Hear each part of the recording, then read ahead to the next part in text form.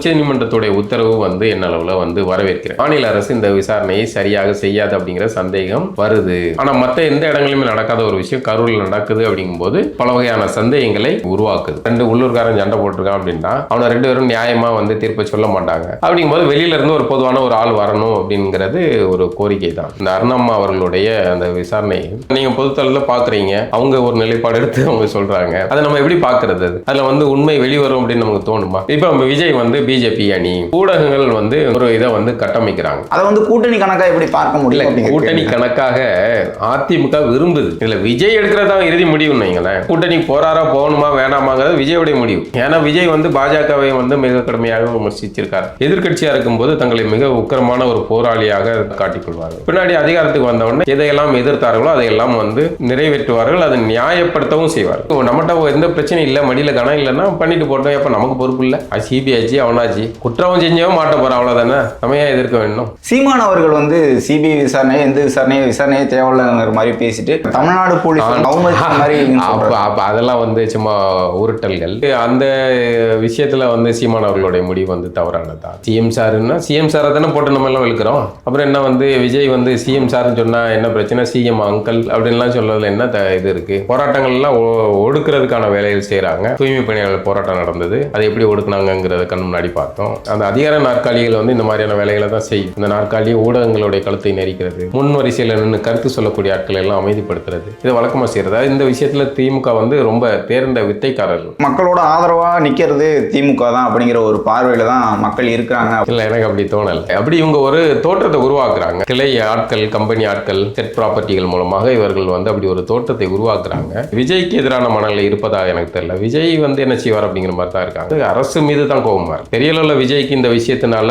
பின்னடைவு அப்படிங்கிற மாதிரி எனக்கு தோணல. மாறா வந்து விஜய்க்கு ஒரு அனுதாபம் கூட்டின மாதிரி தான் தோணும். அந்த வழக்கெல்லாம் போட்ட பிறகு விஜய் சவால் விடுறார். நான் அலுவலகத்தில் தான் இருப்பேன், வீட்டில் தான் இருப்பேன், வந்து தொட்டு பாருங்க, முடிஞ்சா டச் பண்ணு. நேரடியான சவால் தான். அதாவது அவரு சாப்பிட்டா தான் சொல்றாரு, மெதுவாக மெல்லிய குரல்ல இதுல தான் சொல்றாரு. ஆனால் அது வந்து நேரடியாக ஸ்டாலினுக்கு விடப்பட்ட எச்சரிக்கை. நீங்க முடிஞ்சா என்ன டச் பண்ணுங்க அப்படிங்கறத விட வேற என்ன இருக்கு? ஆனா திமுக அரசு வந்து நடுங்குது, விஜயை கண்டு நடுங்குது.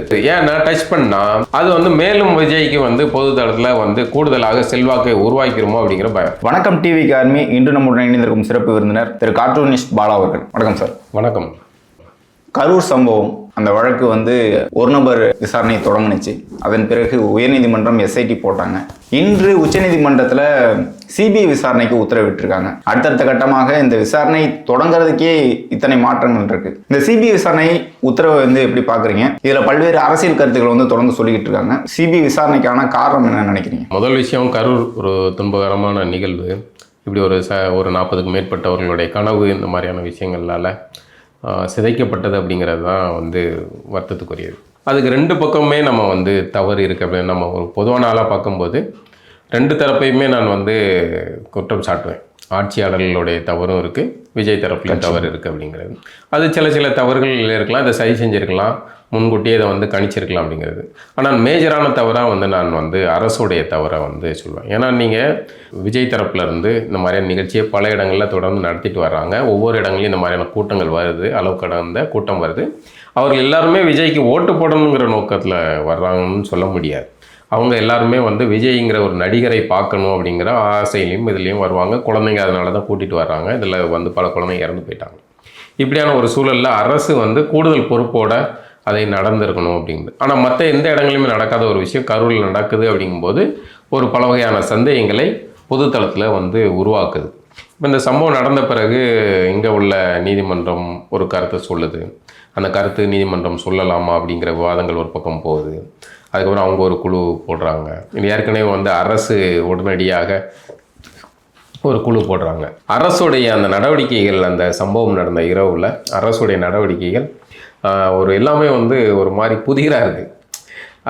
அது எல்லாமே வந்து யோசனைகள் பலருக்கும் உருவாக்க தான் செய்யும். அரசு வந்து மக்களுக்காக இல்லை, அதெல்லாம் சரிதான், நிற்கணும் அப்படிங்கிறது சரிதான். ஆனால் இது எல்லாத்தையுமே இணைக்கக்கூடிய ஒரு புள்ளி அந்த கரூர் விஷயமும் சில நபர்களோடும் இருக்காங்க அப்படிங்கிற சந்தேகம் எல்லாருக்கும் வருதில்லை. அந்த ஒரு நேர்த்தி வந்து இந்த இடத்துல சந்தேகத்தை உருவாக்குது. அப்படிங்கும்போது மாநில அரசு இந்த விசாரணையை சரியாக செய்யாது அப்படிங்கிற சந்தேகம் வருது. அது வந்து தாவேகா தரப்பினருக்கும் வரத்தான் செய்யும், விஜய் தரப்புக்கும் வரத்தான் செய்யும். அப்படிங்கும்போது இதுக்கு முன்னாடி இந்த சம்பவம் ஒரு உயிரிழப்பு இந்த மாதிரிலாம் நடந்தது வெறுமனே அந்த சம்பவத்தோட முடியல. சில இடங்களில் விபத்து நடக்குது அப்படின்னா அந்த விபத்தோடு முடிஞ்சு போயிடும். ஆனால் இந்த கரூர் சம்பவம் மட்டும் அரசியலோட முக்கியமான தொடர்பாக மாறுது. ஏன்னா தேர்தலுக்கு இன்னும் சில மாதங்களே இருக்கிற சூழலில் இந்த தேர்தல் காய் நகர்த்தல்களில் இந்த கரூர் சம்பவம் ஒரு முக்கியமான காரணியாக இருக்குது. இப்போ தாவேக தரப்பில் இதனால தான் உச்சநீதிமன்றத்தை நாடுறாங்க. அங்கே இந்த உயர்நீதிமன்ற உத்தரவு இதெல்லாமே அவங்க கேள்வி உள்ளாக்கி அவங்க புதுசாக சிபிஐ விசாரணைக்கு உத்தரவிடுறாங்க. இப்போ சிபிஐ விசாரணையில் இங்கேருந்து பார்வையில் பார்த்தா அது உண்மைகள் வெளியே வரும். எதாக இருந்தாலுமே உண்மைகள் வெளியே வர வேண்டும், பாதிக்கப்பட்டவர்களுக்கு நீதி கிடைக்க வேண்டும். அது உச்சநீதிமன்றத்துடைய உத்தரவு என்ன அளவில் வரவேற்கிறேன். நானும் இங்கே உள்ள விசாரணையை நம்பலை. எனக்கும் அது இங்கே உள்ள காவல்துறை அது சரியாக விசாரிக்கும் அப்படிங்கிறதுல எனக்கும் உடன்பாடு இல்லை, நம்பிக்கை இல்லை. ஸ்டாலின் அவர்கள் நியமித்த அந்த விசாரணை குழு நீங்கள் கேள்விக்குள்ளானா கூட எஸ்ஐடி உயர்நீதிமன்றம் போடுறாங்க. அந்த எஸ்ஐடி எப்படி பார்க்குறீங்க? அவர் அந்த தாவேகா குறித்தும் விஜய் அவர்கள் குறித்தும் கருத்து தெரிவிக்கிறத பற்றி இல்லை அந்த காவல்துறை அதிகாரி குறித்து விசாரித்தால் அவர் ஒரு நேர்மையான அதிகாரியாக தான் எல்லாருமே சொல்கிறாங்க. அவர் அவருடைய இந்த பொறுப்புகளில் சரியாக இயங்கக்கூடியவர் அப்படிங்கிறதுனால தான் எல்லாருமே சொல்கிறாங்க. ஆனால் இன்றைக்கி அது அரசியல் தான் மாறி அது உச்சநீதிமன்றம் அந்த தரப்புக்கு போயிட்டு டெல்லிக்கு போயிட்டு இப்போ அது சிபிஐ விசாரணைக்கு போன பிறகு நம்ம இதை கருத்து சொல்கிறதுல ஒன்றும் இல்லை. இனிமேல் சிபிஐ தான் அதை முழுமையாக கண்ட்ரோல் எடுத்து அது தேர்தல் நெருக்கத்தில் பல வகையான தகவல்கள் என்ன உண்மைகளோ அப்படிங்கிறது வெளியே வந்தாலுமே அது தமிழக அரசியலில் மிகப்பெரிய அதிர்வுகளை உண்டு பண்ணும் அப்படிங்கிற இது எனக்கு தோணுது. அன்றைக்கு நீதிபதி அவர்கள் கருத்து தெரிவிக்கும் போது சட்ட ரீதியாக இந்த கருத்தை தெரிவிக்கக்கூடாது, ஏன்னா எது தரப்புல இல்லை, அந்த வழக்கும் அப்படி இல்லை, வழிகாட்டும் நெறிமுறைகள் கேட்கும்போது இந்த கருத்துக்கள்லாம் சொல்றாரு. விஜய் அவர்கள் அந்த இது என்ன மாதிரியான கட்சின்னு கேட்குறாரு, தலைமை பண்பு குறித்து கேட்குறாரு. ஆனால் ஊடகங்களில் இதை விவாதமாக்காம விஜய் அவர்கள் மீதான அந்த தாக்குதல் மட்டுமே பெரிதாக பேசப்பட்ட மாதிரி இருக்கு. என்ன காரணம் நினைக்கிறீங்க? இல்லை அது இங்கே ஒரு ஊடகங்கள் எல்லாமே யாருடைய பின்னணியில் இயங்குது அப்படிங்கிறது தெரிஞ்சது தானே.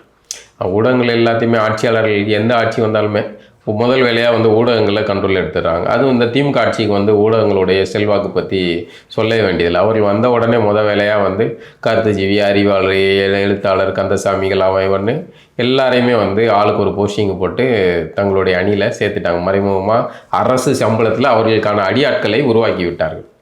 அப்படிங்கும்போது அவர்களுடைய பிரச்சாரமும் இப்படி தான் இருக்கும். இப்போ தனிப்பட்ட வரையில் விஜயோடைய இது விஜய் ஒரு நடிகராக இருக்கிறார், நடிகராகவே இயங்குகிறார் அப்படின்னா அது வேற.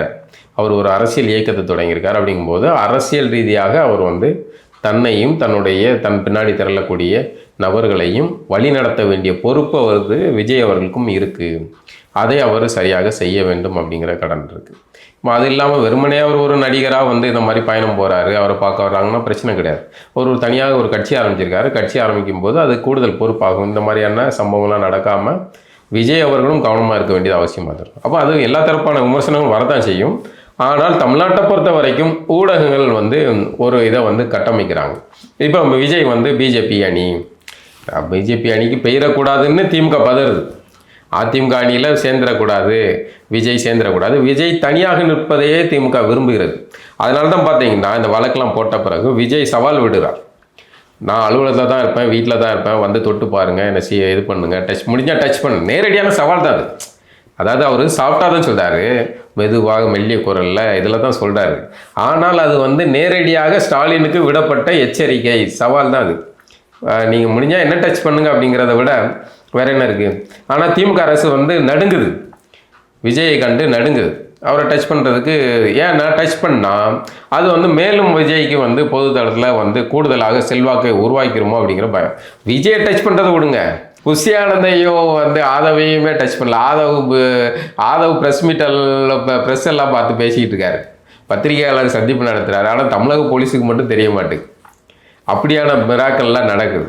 அப்படிங்கும்போது இதுக்கு முன்னாடி எல்லாம் தேர்தல் காய் நகர்த்தல் இருக்குது. விஜயை கூடுமான வரைக்கும் தனியாகவே நிற்க வச்சிடணும் அப்படின்னு திமுக விரும்புது. அதை நம்ம டச் பண்ணி அவர் அதிமுக அணி பக்கம் போயிடக்கூடாது. இன்னொரு பக்கம் எடப்பாடி தம்பி வாங்க வாங்க வாங்க தம்பி எப்போ வர்றீங்க, என்ன வாரன்னு சொன்னீங்களே வரலையே வாங்கன்ட்டு அந்த கேள்வி தான் முக்கியம். காங்கிரஸ் தரப்புல இருந்து ராகுல் காந்தி ஆறுதல் கூறினாரு அப்படின்ட்டு சொல்லப்பட்டாங்க. அது காங்கிரஸ் கூட கூட்டணி அப்படிங்கிற வாதங்கள்லாம் பெரிதாக போகல. திமுக கூட்டணியில் இருக்கக்கூடிய காங்கிரஸ் பற்றி ஆனால் ஆதரவாக தெரிவித்தாங்க அப்படிங்கிற ஒரே காரணத்தினால கூட்டணிக்கு வந்துடுவாங்க. அதுவும் அதிமுக கட்சியினரே கொடி பிடிச்சிருக்காங்க அப்படிங்கிற மாதிரி தான் வீடியோக்கள் வருது. அதை வந்து கூட்டணி கணக்காக எப்படி பார்க்க முடியல? கூட்டணி கணக்காக அதிமுக விரும்புது. ஏன்னா இந்த தேர்தலில் தனித்தனியாக நிற்கக்கூடியவர்களுடைய வாக்குகள் வந்து பிரியும் போது அது திமுகவுக்கு சாதகமாக மாறுது. ஒரு பக்கம் சீமான் தனியாக நிற்காரு, அவரை வலை வீசி பார்த்தாங்க, ஒன்றும் அது அவரு நான் தனியாக தனி வழின்னு அவர் ஒரு பக்கம் தனி ட்ராக்ல போகிறாரு. அப்போ இருக்கிற ஒரே வாய்ப்பு விஜய் வந்தால் அது வழக்கமான சினிமாக்காரங்களுக்கான செல்வாக்கு ஏற்கனவே இருக்குது, அது தன்னுடைய கூட்டணிக்கு பெரிய பக்கபலமாக இருக்கும் அப்படின்னு எடப்பாடியும் பிஜேபியும் நம்புகிறாங்க. அதை வந்து இந்த சூழலில் அவங்க பயன்படுத்துறதுக்கான வாய்ப்பு இருக்க தான் செய்யும், அதை செய்ய தான் செய்வாங்க. இதில் விஜய் எடுக்கிறதா இறுதி முடிவுன்னு வைங்களேன். விஜய் இந்த கூட்டணி போறாரா போகணுமா வேணாமாங்கிறது விஜயோடைய முடிவு. ஏன்னா விஜய் வந்து பாஜகவை வந்து மிக கடுமையாக விமர்சிச்சிருக்கார், மாநில அரசு திமுகவை கடுமையாக விமர்சிக்கார். இப்போ அதுக்கு மாறாக வந்து பிஜேபி இருக்கிற அணியில் அவர் போய் சேர்றதுங்கிறது அவருக்கு தர்ம சங்கடமானதும் கூட. இப்போ இந்த வழக்கில் கூட உச்சநீதிமன்றத்தில் தாவேக தரப்பில் கேட்டது வந்து எஸ்ஐடி தான். உச்சநீதிமன்ற நீதிபதிகள் அவங்களுடைய தலைமையில் வந்து எஸ்ஐடி வேண்டும் அப்படின்னு கேட்டிருந்தாங்க. சிபிஐ கேட்டதெல்லாம் பாதிக்கப்பட்ட தரப்புலேருந்து கேட்டிருந்தாங்க. கிட்டத்தட்ட ஒரு 5 மனுக்களில் பாதிக்கப்பட்ட தரப்பு வழக்கறிஞர்லாம் கேட்டது தான் சிபிஐ. இது கொடுத்தது வந்து நீதிமன்றம் கொடுத்தது சிபிஐ கொடுத்துட்டு அதை கண்காணிக்கிறதுக்கு எஸ்ஐடி போட்டிருக்காங்க. ஆனால் விஜய் அவர்களே சிபிஐ கேட்ட மாதிரியும் இவர் வந்து பிஜேபி பக்கம் போன மாதிரியுமான ஒரு நரேட்டிவ் செட் பண்ணுறாங்க. இந்த நீதிமன்றம் அப்படியான எல்லாமே கோயின்சிடென்ட்டாக நடக்குதுன்னு வைங்களேன். நீதிமன்றம் ஒரு உத்தரவு போடுது, ஆனால் இந்த வழக்கில் வந்து தாவேக்காவும் இணையதில்லை, அதில் அது உங்களுடைய கோரிக்கையும் இருக்குல்ல. நீதிமன்றமாகவே வந்து சிபிஐ விசாரணை, ஏன்னா இந்த விசாரணை சரியாக நடக்காதுன்னு நீதிமன்றம் நினைக்கலாமா இருக்கும், அதனால அவங்க போட்டிருக்காங்க. இங்கே உயர்நீதிமன்ற நீதிபதி கருத்து தெரிவிக்கும் போது அதை விமர்சிக்கக்கூடாது, வந்து அதை அரசியல் கட்சியோட கம்பேர் பண்ணி பேசக்கூடாது அப்படின்ட்டு பேசிய ஆட்களே தான் உச்சநீதிமன்ற நீதிபதி சொல்லும்போது அதை மாற்றி பேசுகிறாங்களே எப்படி? இல்லை, அதாவது இங்கே இயல்பானது தானே. சென்ட்ரல்ல இருந்து யார் பண்ணாலுமே அதை வந்து விமர்சிக்க தான் செய்வாங்க. இங்கே வந்து அரசுக்கு சாதகமான வார்த்தைகள் ஏதாவது இருந்தால் அதை வந்து அப்படிங்கும்போது அரசு ஆட்கள் எல்லாமே வந்து அதை கேள்விக்குட்படுத்தக்கூடாது அப்படின்னு பேசுவாங்க. பொதுவாகவே நீதிமன்ற தீர்ப்புகளை விமர்சிக்கலாம், ஆனால் நீதிபதிக்கு உள்நோக்கம் தான் கற்பிக்கக்கூடாது. சில பேர் வந்து சில மாதிரியான உள்நோக்கங்கள் கற்பித்து அவர் இதில் இருந்தார் அதில் இருந்தார் அப்படிங்கிற மாதிரி சொல்லும்போது அது வந்து உள்நோக்கத்தை கற்பிக்கக்கூடியதாக மாறுது. அதனால் அது வந்து தவறானது தான். அப்படி உள்நோக்கம் கற்பிக்கிறது அவர் இந்த வார்த்தைகள் பயன்படுத்திருக்கக்கூடாது அப்படின்னு நீங்கள் லீகலாக வழக்கறிஞர்கள் அதை வந்து அந்த பொருள் புரிந்து சரியாக அதை வந்து நீதிமன்ற தீர்ப்புக்கு எதிராக அவங்க பேசலாம். நீதிமன்ற தீர்ப்புக்கு எதிராகத்தான் மேல்முறையீடு செய்யப்படுகிறது. இந்த நீதிமன்றம் வந்து கொடுத்த தீர்ப்பு தவறானது அப்படின்னா மேல்முறையீடு, இங்கே என்னெல்லாம் என்ன தவறு செஞ்சுருக்காங்கன்னா மேல்முறையீடு செய்யப்படுகிறது. அப்படின்னா அந்த தீர்ப்புக்கு முரண்பாடு எதிராக தானே மேல்முறையீடு செய்யப்படுது. அப்படிங்கும்போது நீதிமன்ற தீர்ப்புகள் குறித்து அதை நீதிமன்றங்களே சொல்லும். எங்களுடைய இந்த இதில் வந்து நீங்கள் கருத்துக்கள் தாராளமாக சொல்லலாம், ஆனால் உள்நோக்கம் கற்பிக்கக்கூடாது அப்படிங்கிறது தான். ஆனால் இங்கே வந்து திராவிட கூட்டம் வந்து அந்த மாதிரியான ஒரு வேலைகளை தான் செய்வாங்க. அது டெல்லி உச்சநீதிமன்றம் அப்படின்னா அதை வந்து ஒரு கட்சியோட அமைப்போட இணைக்க தான் செய்வாங்க. இல்லை, எதிர்கட்சியாக இருக்கும்போது ஸ்டாலின் அவர்கள் வந்து பல்வேறு வழக்குகளுக்கு பல்வேறு பிரச்சனைகளுக்கு வந்து சிபிஐ கேட்டிருக்காரு. இப்போதைக்கு கூட அஜித்குமார் வழக்காக இருக்கட்டும், இதற்கு முன்பு வந்து ஜெயராஜ் ஃபெனிக்ஸ் அந்த வழக்காக இருக்கட்டும், அவங்க தொடர்ந்து கேட்டுக்கிட்டு இருக்கும்போது அது எப்படி அரசியலாக பார்க்கப்படலை அப்படிங்கிற ஒரு கேள்வி தானே. ஆமாம், இல்லை அதுதான் இங்கே மாநில அரசு இதை சரியாக விசாரிக்காது அப்படின்னு எதிர்கட்சியாக இருக்கும்போது இவர்கள் ஒரு நிலைப்பாடு எடுக்கிறாங்க.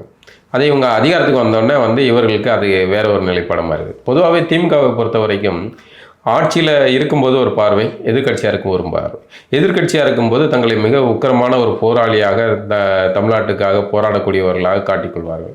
பின்னாடி அதிகாரத்துக்கு வந்தவுடனே இவர்கள் வந்து எதையெல்லாம் எதிர்த்தார்களோ அதையெல்லாம் வந்து நிறைவேற்றுவார்கள், அதை நியாயப்படுத்தவும் செய்வார்கள். இது திமுகவுக்கு வாடிக்கையானது, இல்லை ஆச்சரியப்படுது. இல்லை, பல்வேறு பத்திரிகையாளர்கள் வந்து நேற்றைக்கே எழுத ஆரம்பிச்சிட்டாங்க, இந்த தீர்ப்பு எப்படி வரும், சிபிஐ பக்கம் போனால் இவர் இந்த கூட்டணி போவார், சிபிஐ பக்கம் போல எஸ்ஐடி விசாரிக்கணும் இந்த பக்கம் போவார் அப்படின்ட்டு நேற்றைக்கே பதிவுகளை வந்து அதுவும் பத்திரிகை ஊடகங்களில் வேலை பார்க்குறவங்களே எழுதுறாங்களே. பார்க்கல, அது அவங்களுடைய பார்வை தனிப்பட்ட பார்வையாக இருக்கும். பொதுவாக அரசியல் ரீதியாக இந்த மாதிரியெல்லாம் நகர்வுகள் நடக்கும் அப்படிங்கும்போது அது அப்படி எழுதுறதுல ஒன்றும் இது கிடையாது. தொடக்கத்தில் வந்து வதந்திகளை பரப்பக்கூடியவர்கள் வந்து கைது செய்யக்கூடிய வேலைகளை வந்து காவல்துறை செஞ்சாங்க. பத்திரிகையாளர்களும் அதே போல் அரசியல் விமர்சகர்களும் கைது செய்யப்பட்டிருந்தாங்க. ஆனால் குறிப்பிட்டு பல்வேறு பத்திரிகையாளர்கள் வந்து விஜய் மீது தனிமனித தாக்குதலாக இருக்கட்டும், வன்முறை தூண்டக்கூடிய பேச்சுகள், அப்படிப்பட்ட ஊடகங்கள் அப்படிப்பட்ட செய்திகளும் தொடர்ந்துகிட்டே தான் இருக்குது. அவர்கள் மீது எந்த ஒரு நடவடிக்கை எடுக்கலை அப்படிங்கிற ஒரு இதில் ஆச்சரியப்படுறதுக்கு ஒன்றும் இல்லை. ஆட்சியில் இருக்கிறாங்க, ஆட்சியோடைய நெருக்கத்தில் இருக்காங்க, அவரை வெட்டணும், விலங்கு போட்டு இழுத்துட்டு வரணும் அப்படிங்கிறது அது வந்து அவர்களுடைய வழக்கமான பண்பு தான். அப்படி தான் எழுதுவாங்க அவங்க. அது ஆட்சி நெருக்கத்தில் இருக்கிறனால அந்த மாதிரி பண்ணுறது தான். அது ஆச்சரியப்படுறது கொண்டு வரல. இல்லை, பத்திரிகை ஊடகங்களும் அதை தலைப்பாக வைக்கும்போது அது எப்படி சமூக பதற்றத்தை ஏற்படுத்தும் அப்படின்ட்டு அவங்களுக்கு புரிதல் இல்லாமல் பண்ணுறாங்களா? இல்லை, யாரு இந்த மாதிரி வைக்கல. அவர் பேசுறாரு, விஜய் வந்து வெட்டணும்னு சொல்றது, இது வந்து நான் நரபலி கொடுத்துட்டாருன்னு சொல்றாங்க. யாரு அப்படி பத்திரிகையாளர்கள் பேசுறாங்க. ஓ, அதெல்லாம் அதை வந்து தலைப்பாவே வைக்கிறாங்க அப்படிங்கிறத கேட்குறேன். இல்லை, அதெல்லாம் வந்து தவறானது. அதெல்லாம் நம்ம எப்படி ஆதரிக்க முடியும்? இந்த உச்சநீதிமன்ற தீர்ப்புக்கு பிறகு வந்து திமுக கூட்டணி கட்சியில் இருக்கக்கூடியவர்கள் வந்து அந்த பிஜேபி அப்படிங்கிற விமர்சனத்தை வைக்கிறாங்க. இன்றைக்கு சமூகம் அவர்கள், கம்யூனிஸ்ட் சமூகம் அவர்கள் கூட இது பிஜேபி அதிமுக வளைக்க பார்க்குறது கூட்டணிக்காக அப்படிங்கிற ஒரு கருத்து சொல்லியிருக்காங்க. சீமான் அவர்கள் வந்து சிபிஐ விசாரணையை, எந்த விசாரணையே தேவையில்லைங்கிற மாதிரி பேசிட்டு இதை விட விஜயகாந்த் நடித்த புலன் விசாரணையே நல்லா இருக்கும் அப்படிங்கிற மாதிரி கருத்துக்களை வைக்கிறாங்க. மாறுபட்ட கருத்து வைக்கும் போது ஒட்டுமொத்தமாக புறக்கணிச்சு சீமான் அவர்கள் பேசுறதை எப்படி பார்க்குறீங்க? இல்லை, அவரு எந்த புள்ளியில் இருந்தது பேசுகிறாருன்னா, சிபிஐ இப்போ மாநில அரசுடைய காவல்துறை எப்படி ஒரு மாநில அரசின் கண்ட்ரோலில் அது இயங்குது, அவர்களுடைய சொல் பேச்சு கேட்குது, இங்கே தனித்த இதோட யாரும் இயங்குறது இல்லை அப்படிங்கிறது பொருளில் இருந்து மத்திய அரசின் கண்ட்ரோலில் தான் வந்து சிபிஐ இயங்குது. அது இடி ஆகட்டும், இன்கம் டேக்ஸ் ஆகட்டும், இதெல்லாமே அவங்களோட இதில் தான் இயங்க போகுது. அப்படின்னா சிபிஐ மட்டும் எந்த இதில் வந்து சரியாக செஞ்சிடும் அப்படிங்கிற கோணத்தில் இருந்து அவர் அதை விமர்சனம். தமிழ்நாடு போலீஸ் அவமதிக்கிறாங்க மாதிரி. அப்போ அதெல்லாம் வந்து சும்மா உருட்டல்கள், அது அப்படி இல்லை. இப்போ மத்திய அரசு, மாநில அரசு ஒரு விஷயத்தை சரியாக நேர்மையாக விசாரிக்காது அப்படிங்கும்போது சிபிஐ நாடுறதுங்கிறது இயல்பு தான். ஏன்னா உள்ளூர்காரனா உள்ளூர்காரன் சண்டை போட்டிருக்கான் அப்படின்னா அவனை 2 பேரும் நியாயமாக வந்து தீர்ப்பை சொல்ல மாட்டாங்க. அப்படிங்கும்போது வெளியிலேருந்து ஒரு பொதுவான ஒரு ஆள் வரணும் அப்படிங்கிறது ஒரு கோரிக்கை தான். அது பல வழக்குகளில் அந்த மாதிரியான கோரிக்கைகள் வந்திருக்கு. பொதுவாகவே சீமான் அவர்கள் சொல்கிறதும் உண்மைதான். இங்கே வந்து அப்படியே வந்து சிபிஐ வந்து எல்லாத்தையும் வந்து அப்படியே துல்லியமாக வந்து எல்லா வழக்குகளையும் செய்வதும் கிடையாது. சில அரசியல் விஷயங்களில் அரசியலின் நிலைப்பாட்டுக்கு ஏற்ப மாறக்கூடியதும் இருக்க தான் செய்யுது.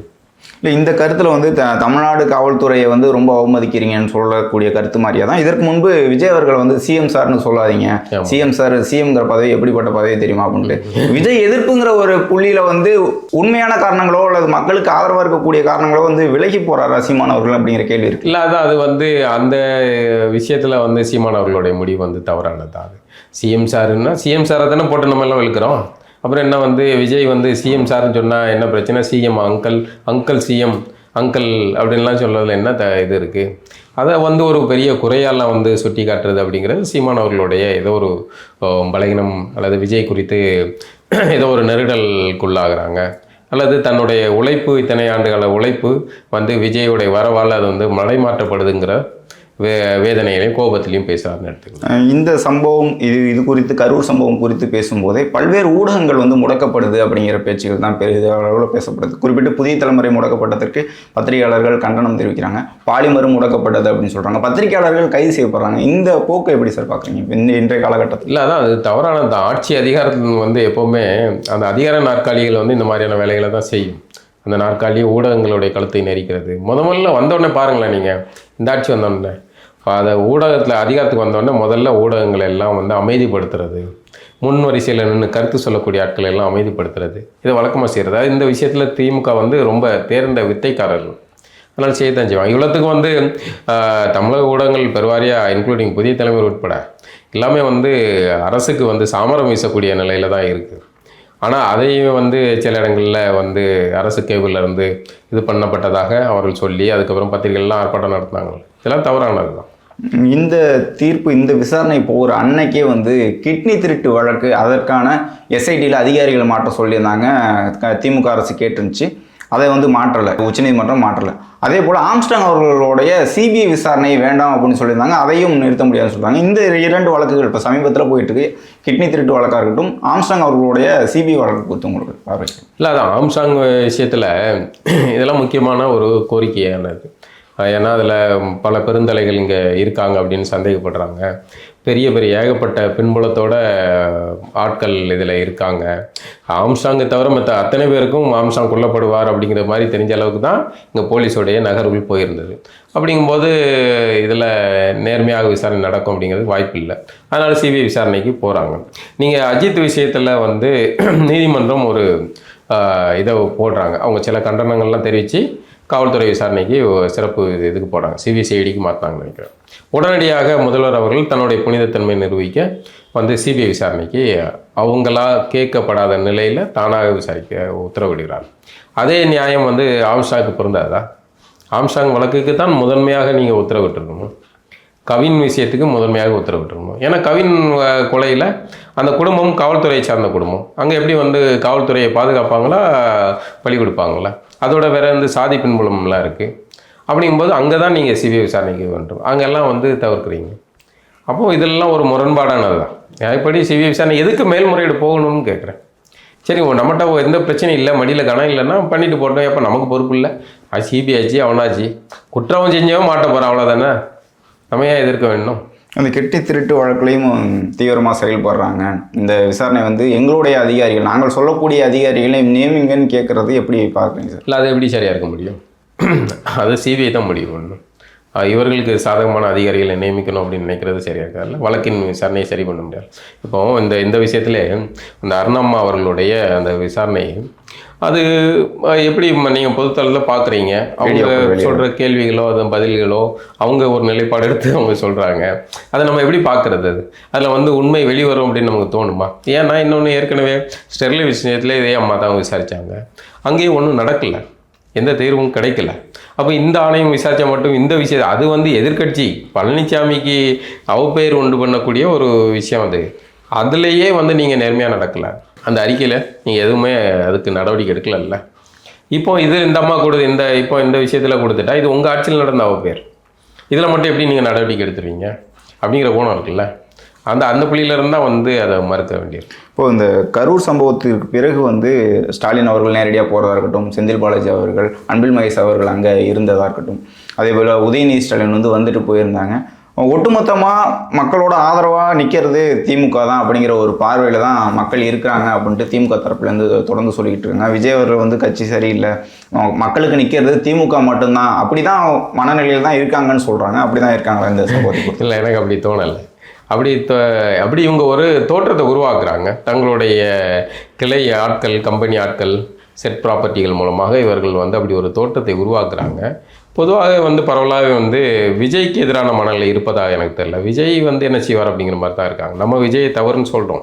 அவருடைய ஆட்கள் அங்கே ஒருங்கிணைப்பு சரியாக செஞ்சுருக்கணும், நிர்வாக சிக்கல் இருந்திருக்கு, அதை சரியாக இவ்வளோ கூட்டம் வரும்னா அவர்களுக்கான தண்ணி இந்த மாதிரியான விஷயங்கள்லாம் கரெக்டாக செஞ்சுருக்கணும். விஜயும் கூட சரியான நேரத்துக்கு வந்திருக்க வேண்டும் அப்படிங்கிற குற்றச்சாட்டுகள் நம்ம வைக்கிறோம்.